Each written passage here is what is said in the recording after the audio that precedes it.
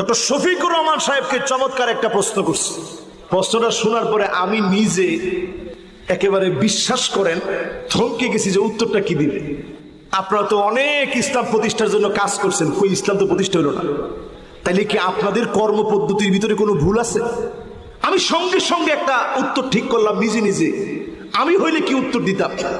আমি হলে উত্তরে বলতাম যে স্বাভাবিক কবে ক্ষমতায় আমরা আসব অথবা ক্ষমতা কবে পাবো, এই ক্ষমতা পাওয়ার জন্য আমরা তো রাজনীতি করি না। আমরা রাজনীতি করি কার জন্য?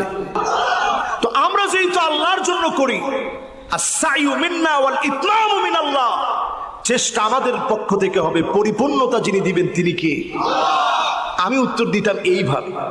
ডক্টর শফিকুর রহমান সাহেব তিনি যে উত্তর দিচ্ছেন আমি সাথে সাথে অভিভূত হয়ে গেছি।